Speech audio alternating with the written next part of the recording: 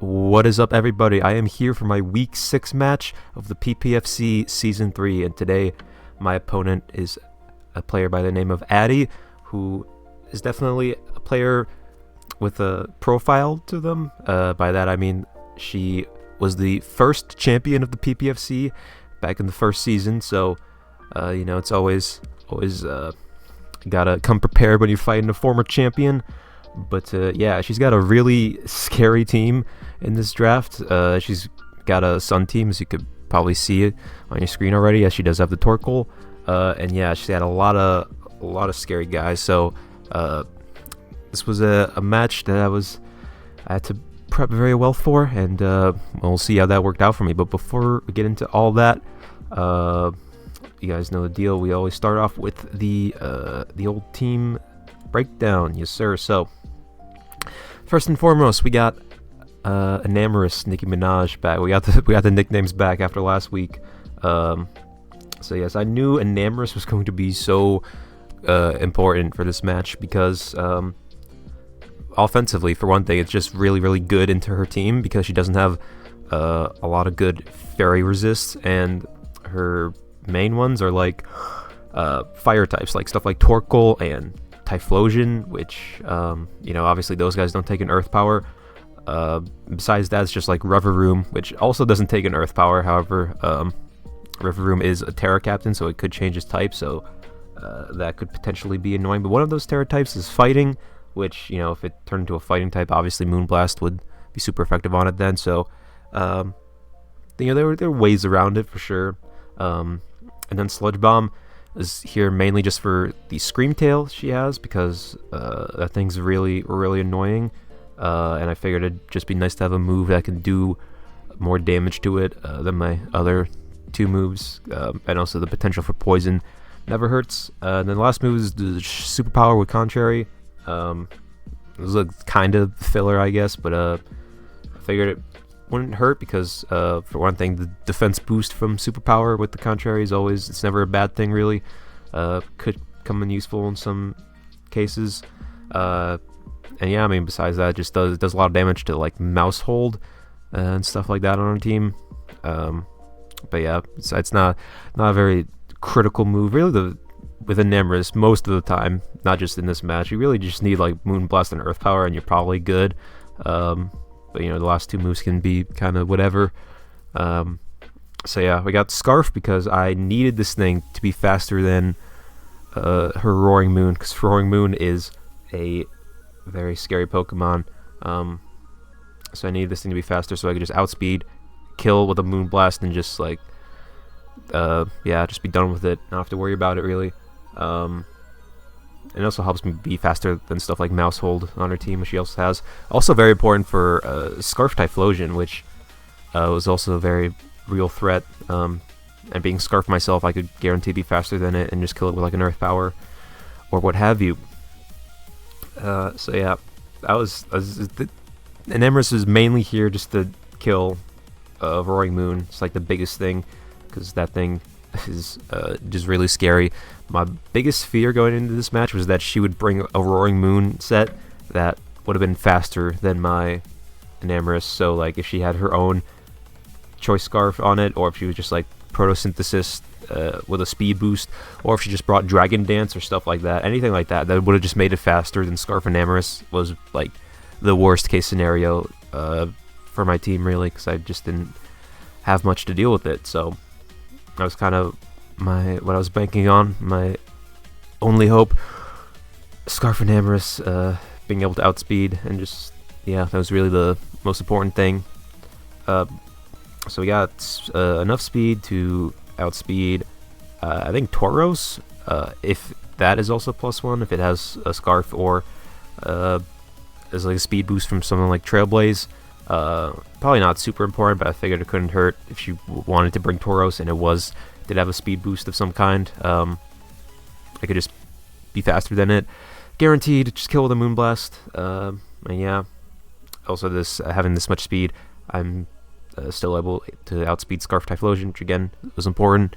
Some defense EVs. This is enough so that Enamorous does not get two-shot by Banded Crunch from Roaring Moon. which I thought would have been a nice little safety precaution to have. Also, just having a little bit of defense on an Amorous in general doesn't hurt, because it does switch into some physical attackers like Roaring Moon, obviously, but also Brute Bonnet on her team. And Amorous can switch into pretty freely, barring like a Spore or anything like that. So I figured some extra defense wouldn't hurt, and then just the rest in special attack, pretty standard stuff. Next, we got Lil Wayne the Heatran back again. Excuse me. And his whole thing here is just to deal with the Screamtail, because Screamtail is so annoying for my team, but also just in general, because it's just not, it's just really hard to break through. It's just so bulky and just like so good at like supporting the team. So I knew I needed some way to just get rid of it, and my main answer for that was Heatran. So basically, the idea behind this set is pretty simple. It's just like a typical stall breaker set. We have Magma Storm to trap in the Screamtail, just so I can't, switch out or anything like that. Just so I can have it like 1v1 against Screamtail, because that's really what I want, ideally. Just have it stuck in with Heatran, so that way I can just go for Taunt, and then it can't do any like annoying support shenanigans. It can't go for T-Wave or Encore, or most importantly, it can't go for Wish to try to heal itself. Just stop all of that, and then just go for Flash Cannon. Super effective, deal a lot of damage, and just get rid of the Screamtail. That's the basic idea here. So yeah, nothing too crazy. I knew Heatran was like my best bet for beating Screamtail, because like Screamtail doesn't have like a ton of coverage to really like deal with Heatran, because they normally run stuff like Dazzling Gleam or Flamethrower if they, as far as attacking moves go, and beyond that, just Screamtail's pretty weak in general. It doesn't have good offensive stats, so I figured Heatran could just kind of sit in front of it, and yeah, Screamtail wouldn't be able to do much back to it. So I thought that would be very, very good indeed. And then last move, just Earth Power, just to hit other fire types on a team. Again, stuff like Torkoal and Typhlosion, because I figured that'd be good to have for Heatran, because it does have Flash Fire, so it can switch in to those fire types pretty easily, unless they go for the coverage move or whatever. But yeah, just having something super effective for other fire types I figured would be useful for this matchup, because again, stuff like Typhlosion and friends, very scary indeed. We have leftovers just for the passive recovery. I figured that'd be good if I'm out in front of Screamtail. If it's trying to chip me down, I can just get some HP back.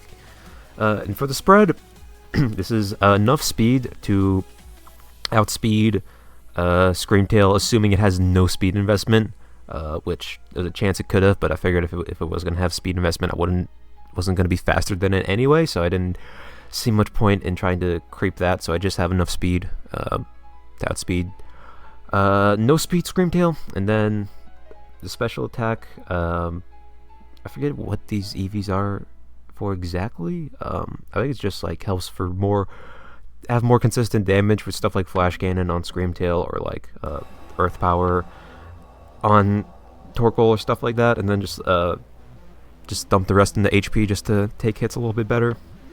And yeah, that's pretty much the set. And next we have the GOAT making his debut appearance. It is Baby Keem Thwackey. Yes, finally he's getting his time to shine. So I thought Thwackey had a really good matchup this week, which is why I brought it. Because for one thing, she has Gastrodon, and Gastrodon is just really annoying to deal with in general. But if I have Thwackey, obviously I'm a grass type, and grass is good against Gastrodon. You guys probably pick up on that. So that's super helpful to have. Not to mention resisting the water and ground moves.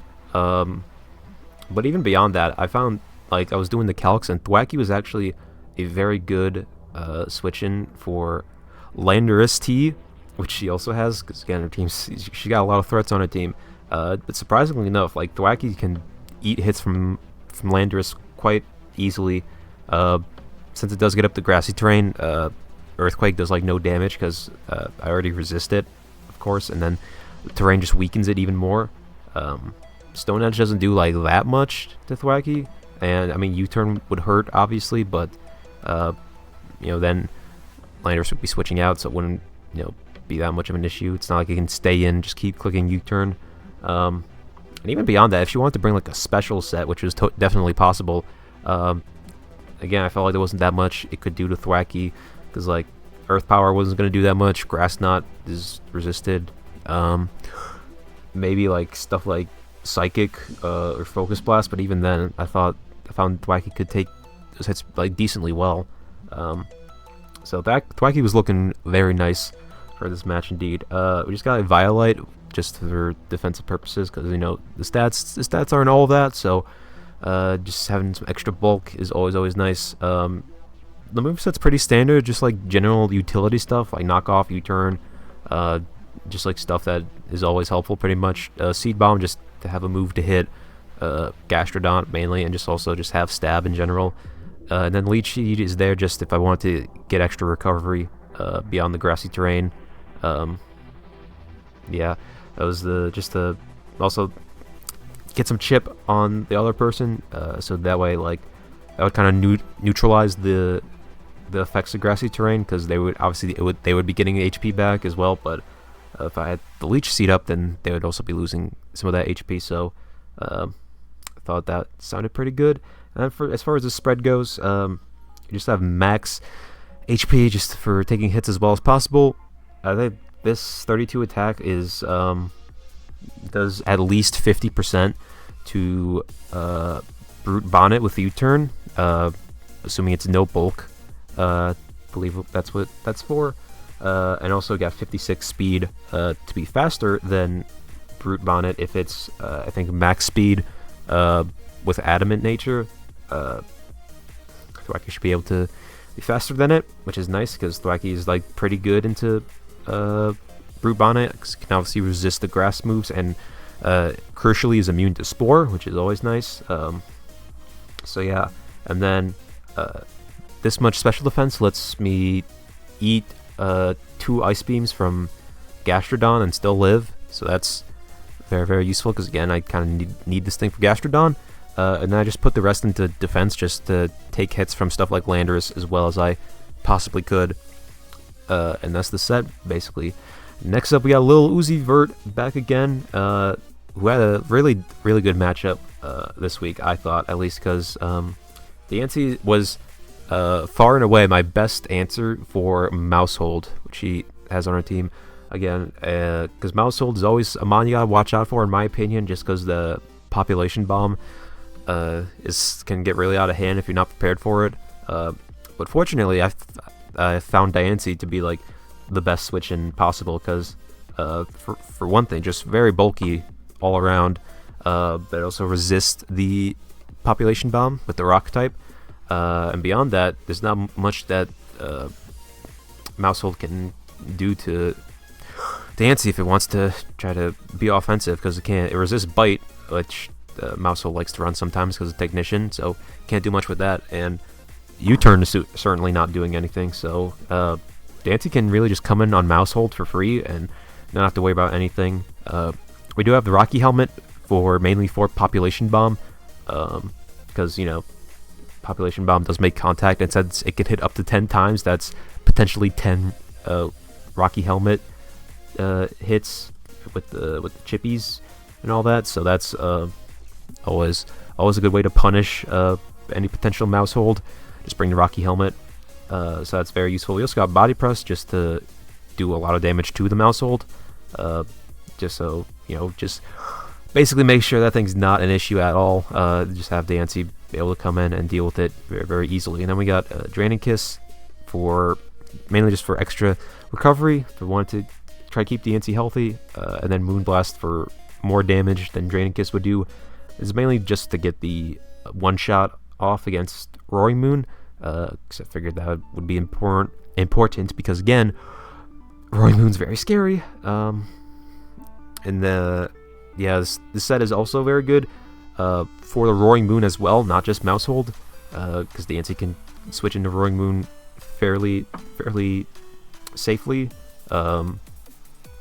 I mean, like, Iron Head, if she brought Iron Head, that was like the worst case scenario, because that would have done a lot. I'm pretty sure Banded Iron Head just like had a chance to OHKO.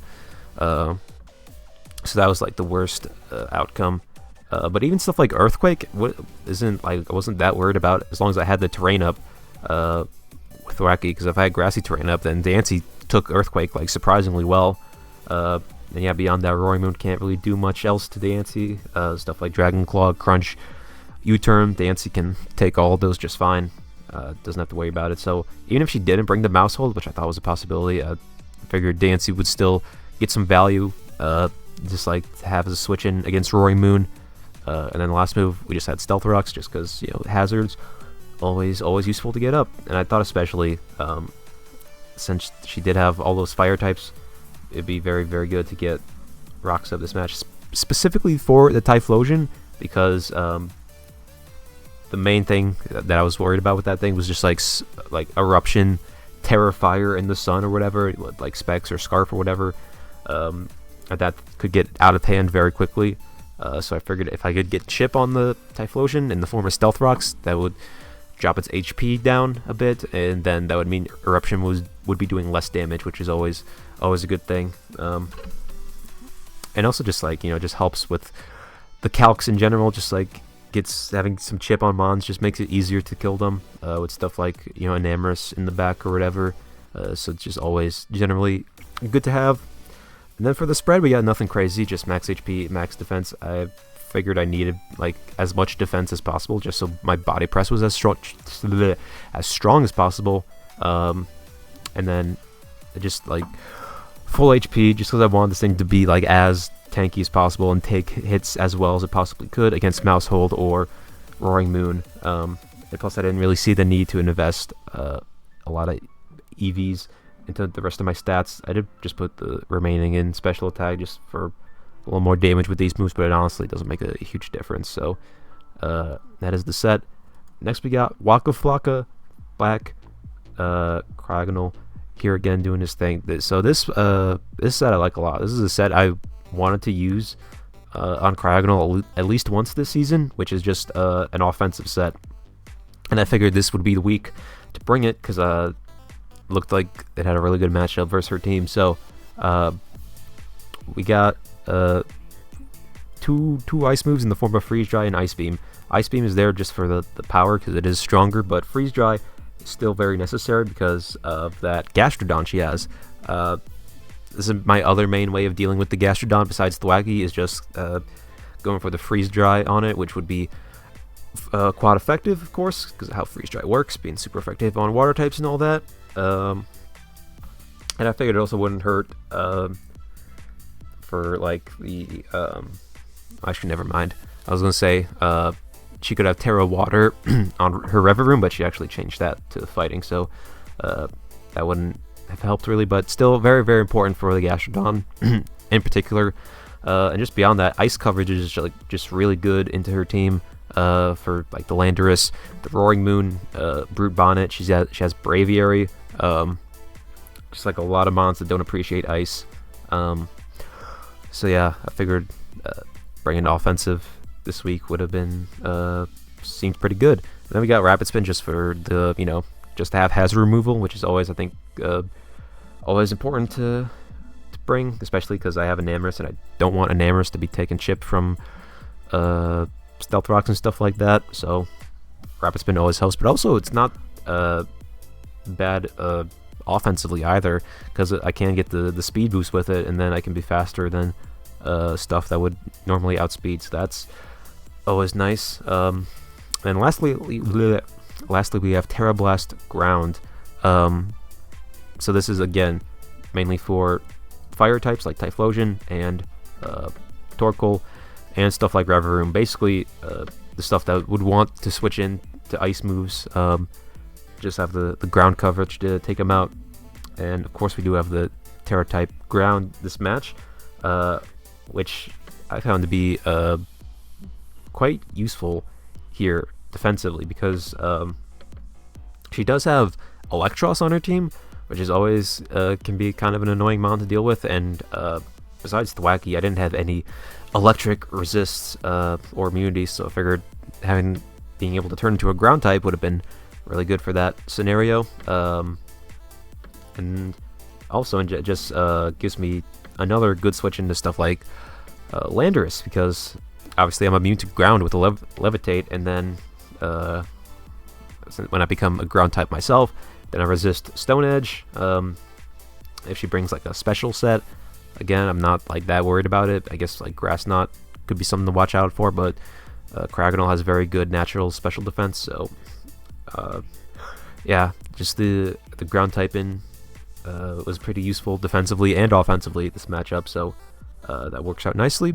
I did have boots just so I didn't have to worry about the hazards, which is, you know, good for your spinner in general, I think, but also I did think there was a chance I might not Terra with Cragonal, so I figured if I stayed an ice type, it'd be best to have the boots so I didn't have to worry about stealth rocks and all that stuff. So Eevee's enough speed to outspeed Tauros, again, just like a nice benchmark I felt like. Not have to worry about being slower than it. Just max special attack just for as much damage as possible, and then just the rest in defense to hopefully take some other hits better if need be. And then last but not least, we have another Mon making their debut appearance, Trinidad James, the Grumpig. So the reason I thought I might not Terra Cragonal was because of this guy, because he is also a Terra captain, so I should probably explain, because I'm realizing I haven't discussed this yet. So if you saw my video where I basically announced that I'm in this draft league and I went over my team, you may have noticed that Grumpig was not in that video. That's because I actually traded for him. I traded out my Tinkatuff, which I had. It was a 1-pointer, because I thought about it and I figured I probably wasn't gonna bring it like ever. Just didn't seem that useful, so I decided to trade it out for Grumpig, because I figured I'd probably get more use out of that than the Tinkatuff. So Grumpig's on the squad now, and sure enough, came in handy for this matchup, which, you know, glad to get some value out of it, because Grumpig is great for mostly the Typhlosion, because again, that thing's just really scary. But fortunately, Grumpig has Thick Fat, so it resists the fire type attacks, so that's very, very useful. But beyond that, of course, it is also a Terra captain. So for this week, I brought Terra Dark, so that way I could resist the ghost moves from Typhlosion, because I figured that would be very useful, considering Ghost would be super effective on Grumpig otherwise.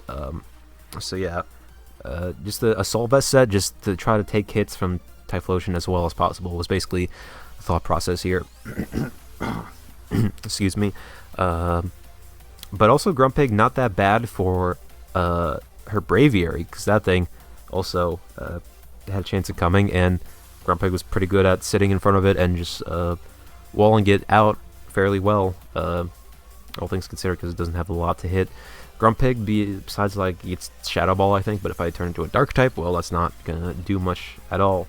So Grumpig, not like, you know, crazy good this matchup or anything, but I figured, you know, if I was gonna bring Grumpig to a match, it would probably be this one. So I figured, why not? I figured these two, my two low point guys, I gotta get my use in for them. So you know, why not? May as well. So I decided to bring it. So for moves, we got Terra Blast, just for Dark Stab. If I do Terra, can hit Typhlosion and Braviary, super effective, which is always nice. But we also got Flash Cannon, because Typhlosion does have Terra Fairy. So I want to make sure Grumpig could hit Typhlosion at all costs. So just having Flash Cannon to hit it if it becomes a Fairy type, I figure would be useful.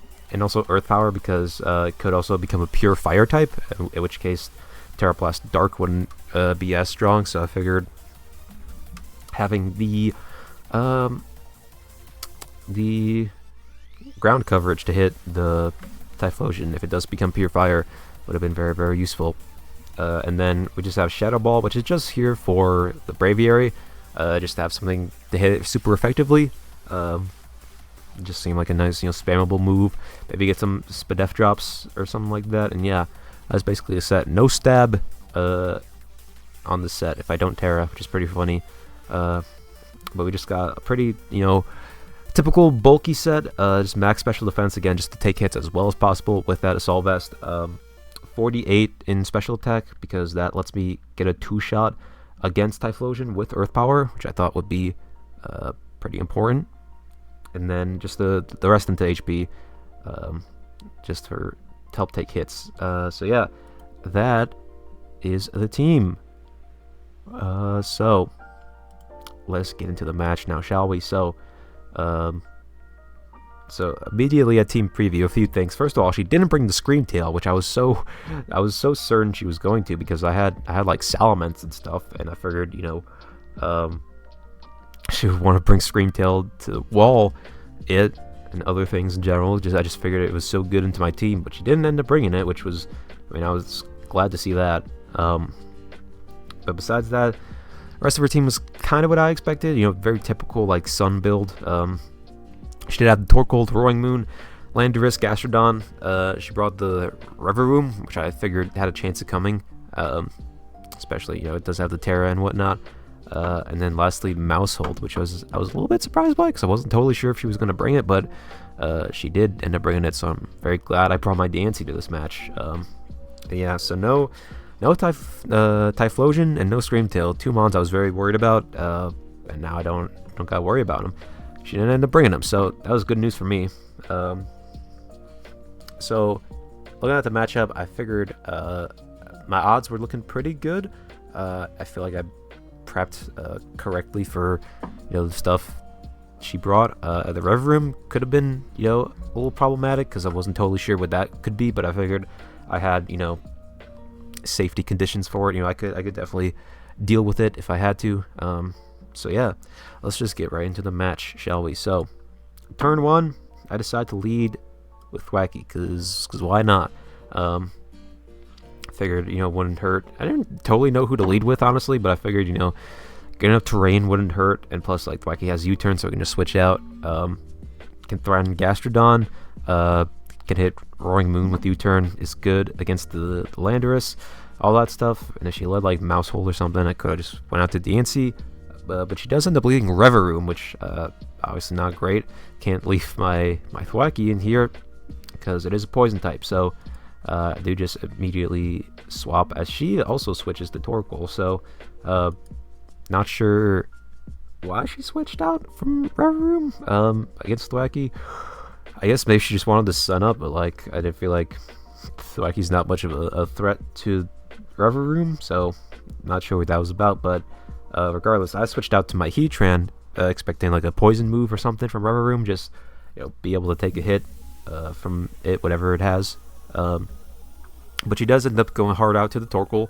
So at this point I had a decision to make, because Heatran, in the grand scheme of things, he wasn't that necessary for this matchup, because the Scream Tail's not here, so I don't need him to trap it, to get rid of it. And also the Typhlosion's not here, so I don't need it as like a fire immunity, really. So because stuff like Gastrodon and Landorus obviously very good into Heatran, so not great for that. I mean, it is like another switch in for Roaring Moon if I need it, but beyond that, and I guess the Reverum too, but beyond that, I don't think Heatran was like gonna do that much this game. So I actually decided I'm just gonna stay in, because there was a chance this Torkoal could have like Earth Power or Body Press or something like that, which would obviously be not great for Heatran, but I figured it'd be worth it just to stay in and click Earth Power myself, just to get some chip in on this Torkoal, because I figured if I could get this thing weakened down, that'd be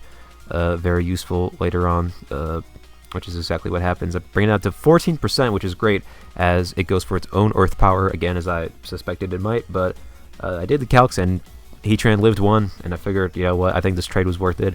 Getting damage off on the Torkoal, I think, was better for me in the long run than losing HP on my Heatran, because again, I didn't feel like I needed Heatran that badly in this match. So yeah.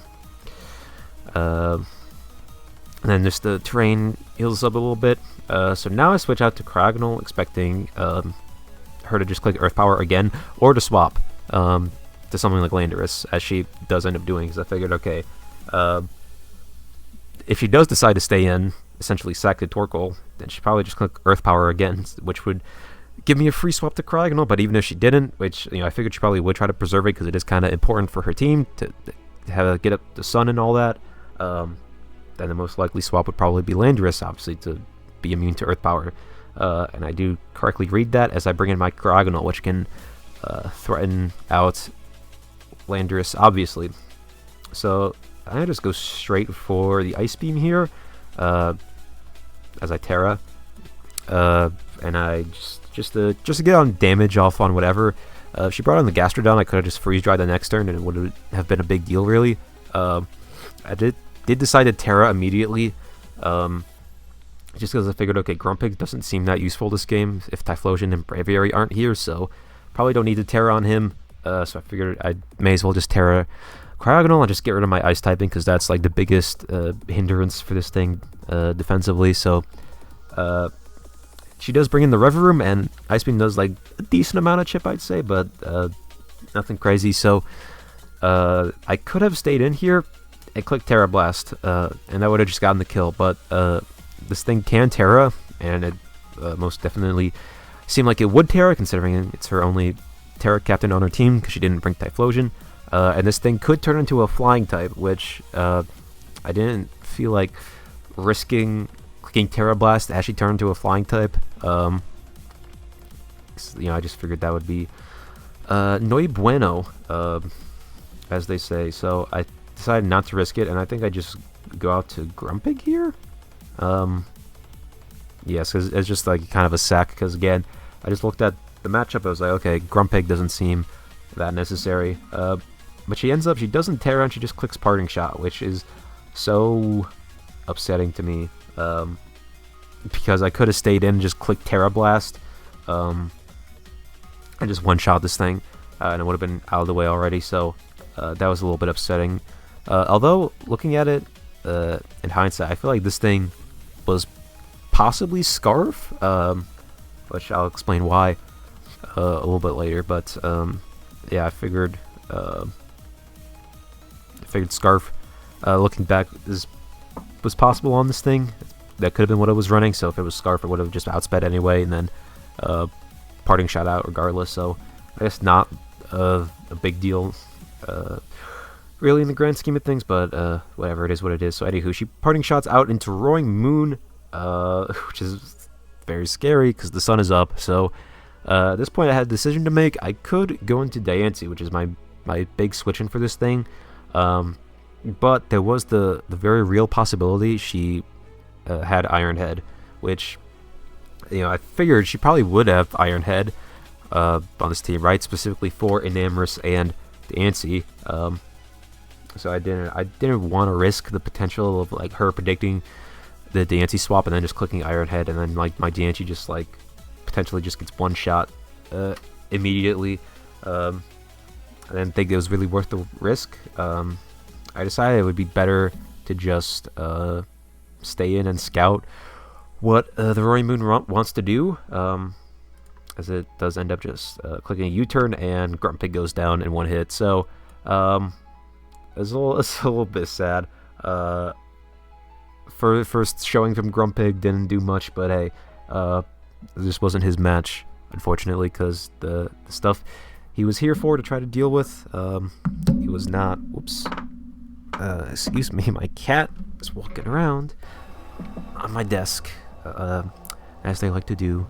Silly little rascals. Anywho, yes, Grumpig, this just wasn't his match, sadly. Was not meant to be. He just came out and died, which is not a great performance, but it is what it is. It was for a worthy cause. I think so, at least, because I did not want to risk the hard swap to Diancie.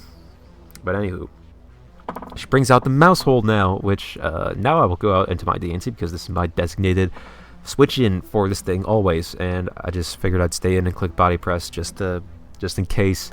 I didn't want this thing to get out of hand or something. I didn't want to click Tidy Up or nothing. I just want to get rid of it, not have to worry about it. She does click T-Wave, and which is annoying, of course. And then body press does a buttload of damage. Doesn't quite get the kill though. She's actually gonna heal her HP back a lot, quite significantly, with the berry plus cheek pouch. So it turns out she's running a supportive set, not an offensive set, which I figured was a possibility. She has brought supportive sets on this thing before with T-Wave and stuff like that, so I wasn't totally like shocked by this. Figured it was definitely a possibility, but that's fine for me because I'm not really worried about this thing, honestly. Para on the Yancey kind of sucks, but it's like, you know, it is what it is. I don't need this thing to be fast anyway, so that's fine, honestly. So funny enough, she healed a lot back from that berry, but it still put her exactly in range for another body press to get the kill, which is pretty funny. So here she just clicks U-turn just to get out of there because, you know, doesn't want to die to body press, which, you know, fair enough. And she does take some Rocky helmet chip, which is always good. She brings in Landorus, and I click Stealth Rock because I was expecting the switch out. But also I was just like, okay, this thing's the mouse holds supportive. There's probably not that much it can do to my DNC, so I figured I would just get rocks up because even if it stayed in, it's like, okay, what are you gonna do? If you're not offensive, you already paralyzed me, so I'm not really that scared. So I figured now is a great time to get up rocks, which sure enough it was. So out comes the Landorus, and now I decided to switch out to Thwacky because I seemed like my best switch in defensively. Because, you know, the Earthquake was pretty obvious, and Thwacky can eat an Earthquake without much worry. As she clicks Crunch, which, so I'm going to be real, I don't know what that was about. Because Crunch doesn't really do anything to any of my mons. Seems like a weird move to have. I don't know what she had it for, if I'm being honest. But, okay, Crunch, sure. Why not? So Thwacky takes it, fine, which is lovely. And now she switches out to Roaring Moon, as I believe I click Leech Seed here. Just because I figured, you know, on the chance she stayed in, you know, it would be nice to get up a Leech Seed, even if whatever she switched out into, getting a Leech Seed up does not hurt. Excuse me. And then, you know, because I just want Thwacky to be as healthy as possible, so I figured just more recovery is always good. I did debate like going for knockoff or U-turn or something like that in this situation, but went for Leech Seed instead. Although in retrospect, I think I kind of wish I did knockoff or U-turn on the Roaring Moon swap, but you know, is what it is. Because U-turn would have, you know, done a lot of damage, obviously, but also knockoff would have been good just to get rid of whatever item this thing has.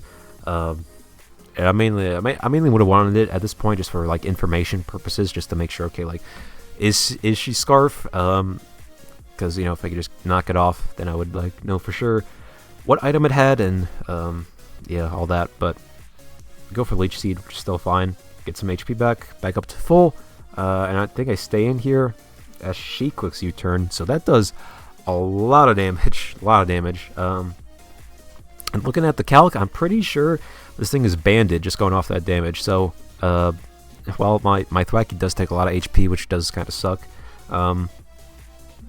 being able to know reasonably sure, I'm pretty sure, I don't see any other way U-turn would have done that much unless it was banded. So knowing that it is banded is great for me. In fact, I feel like banded Roaring Moon was like the best possible set that could show up, because it was like most easy for me to deal with, because I can like switch around its moves, whatever it locks itself into, and plus like an Amorous can outspeed guaranteed, because it's not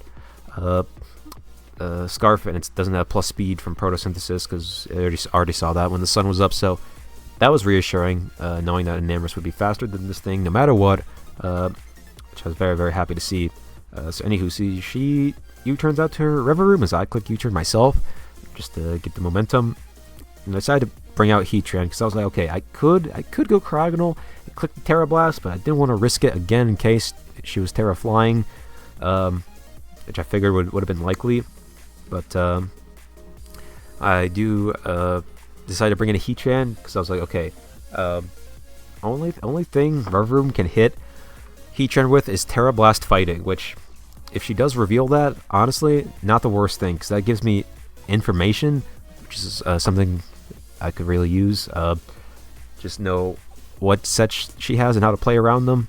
And if she doesn't have Terra Blast fighting, then Heatran can kind of just sit in front of this thing. So I figured that was the best play here to make, which she does end up revealing the Terra with the Terra Blast, and it gets the kill against my Heatran. So Heatran goes down, which is not great, but again, wasn't super useful this matchup. I mean, it got Chip on against Torkoal, which I think, that's fine. I think it did enough with that, honestly. Yeah, it just wasn't super crucial here, so letting it go down, not the worst thing in my opinion, because now that it's a fighting type, I can just go right out to my Enamorus and threaten the one-shot with Moonblast. So she ends up switching out to her Torkoal and just dies to rocks.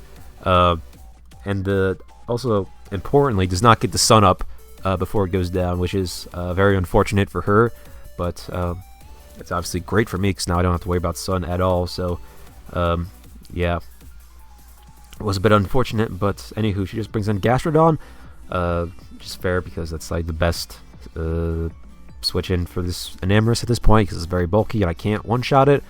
So I decided to go with Thwackey because I figured, okay, obviously resist the dual stab. If she does have Ice Beam, which there's a chance, Thwackey was able to live one from this range, and I was able to just threaten a one-shot with Seed Bomb in return. So I figured that was the best play to make, as she does end up clicking the Ice Beam. It does a lot, but Thwackey does live, and I mean, I'd rather have Thwackey take that hit than like Enamorus, so it's fine. So now at this point, this was a tricky turn, this match, because I had decisions to make. I was like, okay, do I just stay in and click Seed Bomb and just like try to get Chip on this Gastrodon, or should I do something else? Should I Leech Seed, try to get health back? Should I U-turn, try to get momentum? Because that was the thing. I was like, okay, is she gonna stay in or not? Is she gonna like, because I did wonder. I was like, what if, like, is it possible she's like Rindo Berry or something on this thing, which I figure wouldn't be like that crazy. Which if it's Rindo Berry, then like it could have just stayed in and click Ice Beam again and get the kill. But I was really back and forth on what to do here. But I ultimately decided, I felt like more than likely wasn't gonna stay in, even if she did. I could just like, wasn't that much of an issue. I could have just gone like DNC or something, just soak up a hit if necessary. So I did end up clicking U-turn here, as he does swap out the Landorus, which is just fine by me. So get a little bit of chip, which doesn't matter that much, and I bring in my Cryogonal, which is a beautiful, beautiful spot for me to be in, because I am faster, because this thing is not Scarf, it is Boots, as you can see, because it did not take Rocks damage. And so now I can just, at this point, like, Cryogonal puts her team in a really bad spot. She has no more resists, because the Torkoal's down, the Rever Room is terrored, and Gastrodon is not taking a freeze dry. So at this point, Cryogonal very, very good into her team offensively. So this is a great spot to be in for me. So I think I just click freeze dry here, or Ice Beam, freeze dry, yeah. As the mouse hold comes out, not quite enough to get the kill. This mouse hold was pretty bulky, I'm pretty sure, because it wasn't offensive. So I think it was just max HP. So it takes the hit decently well. But I do still have the anti, so I just bring that right out as she misses Super Fey, which is so unfortunate. That really, really sucks for her, because having the anti weakened would have been great for Roaring Moon specifically, but unfortunately misses the Super Fang, which sucks a lot for her. But then she clicks it again and she misses again twice in a row. 90% accurate, by the way. So that's just so unfortunate. As I just click Moonblast and it gets the kill.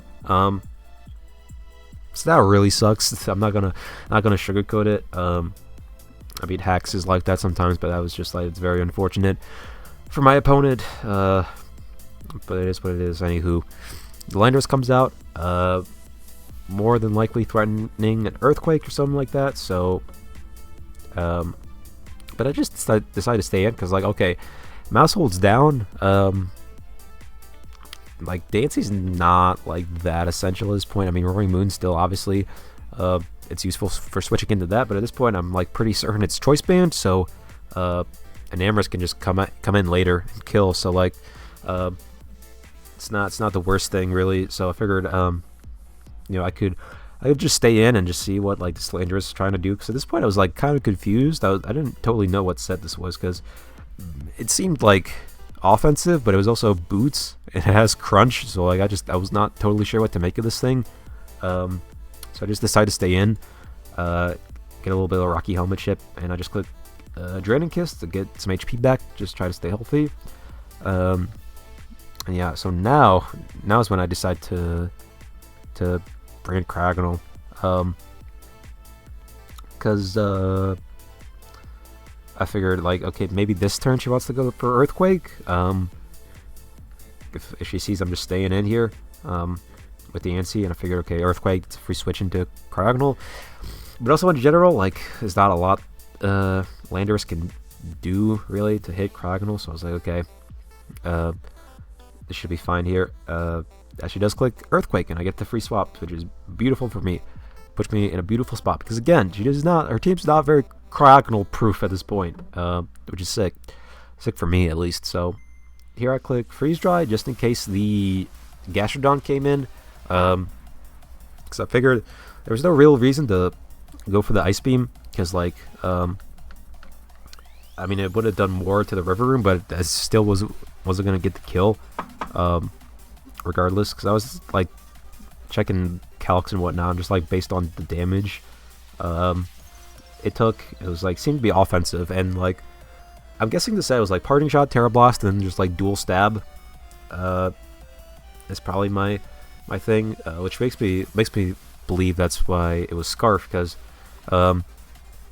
again, Roaring Moon was banded, and I don't really see anything else that would be Scarf, because the Landorus wasn't Scarf because it's boots. So I figured Scarf would have been possible for this thing.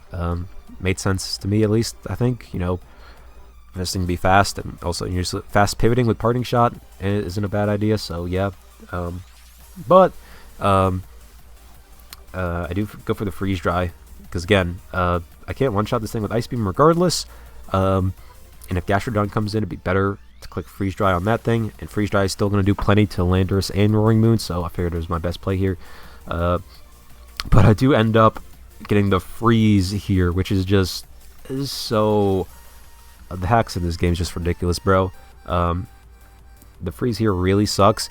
Yeah, it's just lame. Like, I don't know what else to say, really. It's just super unfortunate, and I feel bad that it happened, but I mean, it is what it is. So yeah, so I just stay in and kill it as it's frozen. I figured it was worth it. Like, there was a chance it could have thawed out that turn, but I did the calcs, and Cragonal lived any one hit, so I figured, you know, it would have been fine, but it does just stay frozen, and Freeze Dry kills. So yeah, that's very unfortunate. But now she brings in Roaring Moon, and I can't really stay in because I'm scared of this thing, because it's really strong, it's banded, probably can one-shot me with like a Dragon Claw or something. So I just go out to my designated switch-in, which is the Antsy, as she does click Dragon Claw, which is kind of a ballsy move, but I guess, you know, it makes sense. I mean, I feel like you just click Iron Head if you have it, right? Maybe she didn't have it. I guess he was just concerned about getting like the kill on Cragonal. But I do just swap to Dancy, because I figured, well, there's really no point not to. Dancy's at this point in the match, Dancy's mainly just here to switch into this thing. So it's like, okay, whatever it wants to go for. Even though it did have Iron Head and it killed Dancy, that was like, okay, that's unfortunate, but now you just bring in an Amber's for free. So yeah, but Dragon Claw obviously does nothing to Dancy. Now she has to swap again, leading me to believe it's choice banded, because you know, would have been locked in and all that.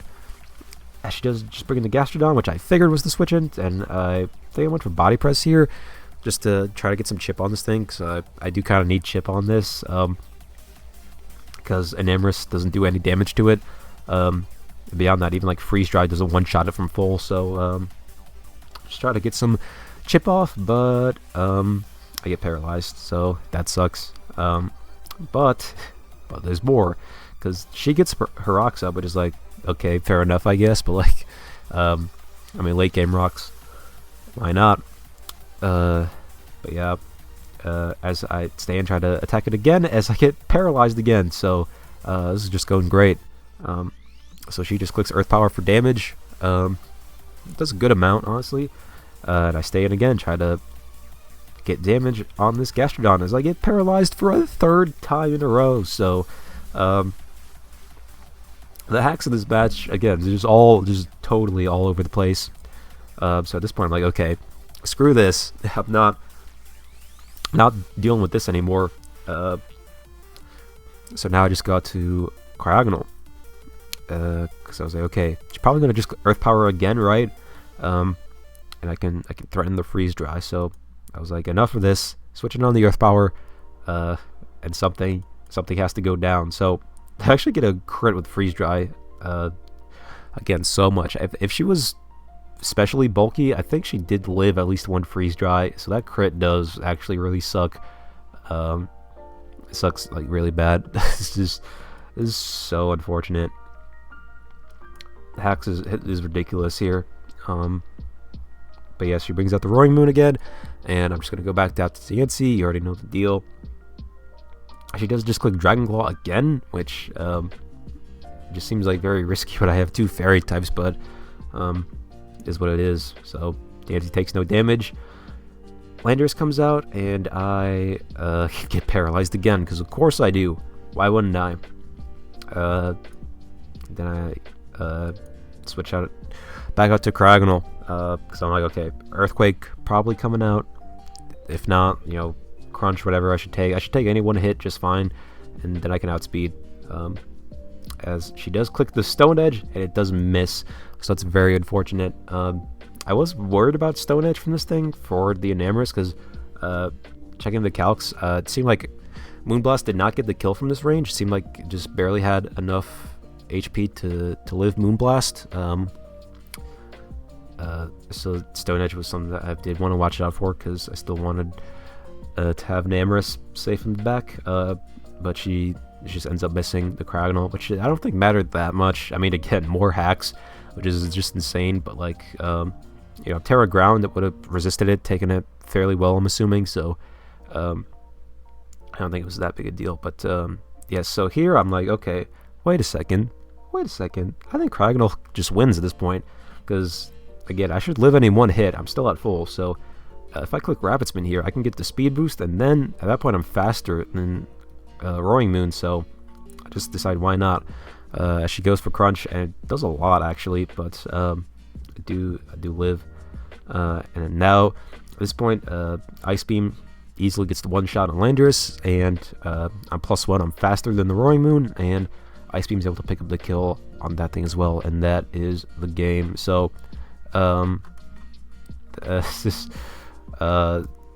so the hacks was just like, that was like very unfortunate. Again, I'm deeply sorry to my opponent that happened.